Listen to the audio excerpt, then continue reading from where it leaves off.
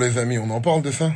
Jack Paul, youtubeur ou ancien youtubeur, contre Joshua, ex-champion du monde des poids lourds, vont s'affronter en un combat de boxe en anglaise sur 8 rounds le 19 décembre sur Netflix. Tu y crois ou tu y crois pas? C'est quoi ce bordel? C'est quoi ce bordel? Alors je vais vous expliquer déjà, il y a un vrai problème déjà. Moi, je crois pas trop en ce combat. Je crois que c'est plus un coup de pub, un coup marketing, un coup de buzz. Mais le combat, il va vraiment se faire, tu vois, je pense. Maintenant, Joshua, je crois qu'il a presque entre 13 et 15 centimètres de plus que Jack Paul. Il y a un vrai problème de gabarit. Là, il y a un vrai problème.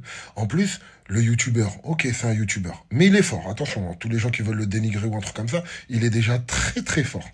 Euh, mais s'attaquer à l'ancien champion du monde, médaillé olympique, Joshua, je crois qu'il y a un problème. En fait, pour moi, sur le papier, le problème, c'est déjà que le combat. Pourquoi vous faites ce combat? On dit c'est pas les mêmes catégories, c'est pas les mêmes mondes, c'est nani. Ok, un coup marketing, un coup de buzz, mais est-ce que c'est un vrai défi de boxe? Ok, mais le seul défi là, je pense qu'aujourd'hui, il est pour Jack Paul. Jack Paul, pour moi, t'as perdu d'entrée, c'est impossible que tu gagnes. L'autre, c'est un assassin. Et ok, il vient de perdre son dernier combat, mais contre Dubois, mais Dubois, c'est un tueur à gages. Et, euh, et toi, tu viens de, je crois, ton dernier combat, c'était contre Mike Tyson. On l'a tous vu, on a compris. Maintenant, c'est des combats où il y a énormément d'argent. Pour moi, il n'y a aucune issue autre que Joshua gagne. Parce que tu as vu, quand tu connais un petit peu la boxe et le sport, eh ben, tu sais que Joshua, il va l'aplatir et normalement, il lui faut un round, deux rounds. Sauf si il y a de l'oseille là-dessus. Parce qu'il faut en parler. C'est des combats avec des très gros sous. Ils vont toucher presque 200 millions chacun, un truc comme ça. C'est énormément d'argent. Donc, tu as vu ton entraîneur, il peut te dire, on a une petite prime de 50 millions si tu le laisses passer les trois rounds. Parce que c'est exactement possible. Pourquoi? Parce que t'as vu, les gens, ils vont regarder le combat. Mais il faut mettre du palpitant. S'il prend une droite et il tombe KO, c'est pas cool. Et ce qui est très probable, hein. Joshua, il peut le sécher dans les 30 premières secondes, une accélération. Joshua, il a une envergure de ouf. Il fait 1m98, mais quand il prend tant les bras, il fait 6 mètres. Donc, va falloir casser la distance et tout. Je vais pas rentrer dans les détails, mais en fait, je voulais en parler pour te poser à toi la question.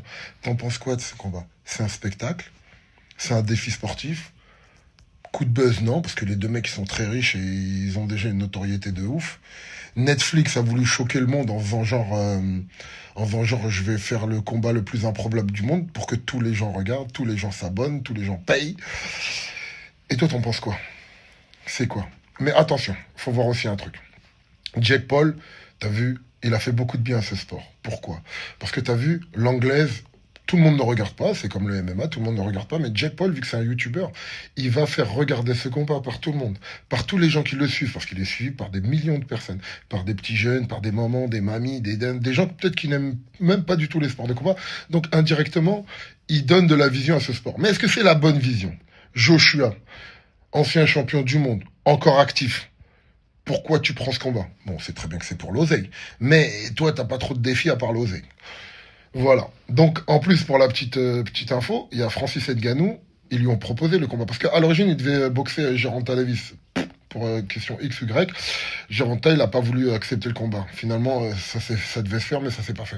Après, ils ont proposé à Francis Ngannou le combat. Et Francis Ngannou, il a dit, eh, respectez-moi, me donnez pas ça. Maintenant, c'est la merde. Parce qu'en fait, Ngannou, il a pris un KO par Joshua en anglaise.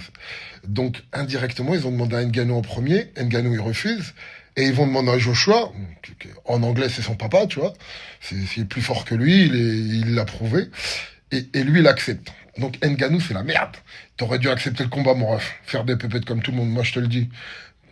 T'as vu, c'est du marketing, ces trucs. Mais frérot, il y a des 200 millions à la clé, frérot. Donc, t'as vu, tant qu'à faire du spectacle, autant que tu prennes de l'oseille, mon ref. En tout cas, moi, je voulais juste savoir, dites-moi dans les commentaires, qu'est-ce que t'en penses? C'est un spectacle, c'est une mascarade, t'en penses quoi? L'issue du combat, elle est très simple. Si Joshua il gagne pas, c'est que c'est truqué. Sauf si Joshua il a décidé d'arriver sur le ring, sauter au-dessus de la dernière corde, tomber sur la nuque, ou bien, je sais pas, moi, il y a un mec dans le public qui lui a jeté sa chaise. Non, c'est impossible qu'il perde. Et, sauf s'il y a de l'oseille là-dessus. En tout cas, toi, tu penses quoi? C'est bien pour le sport, c'est pas bon pour le sport, c'est une mascarade, c'est pas une mascarade. En tout cas, moi je vais regarder.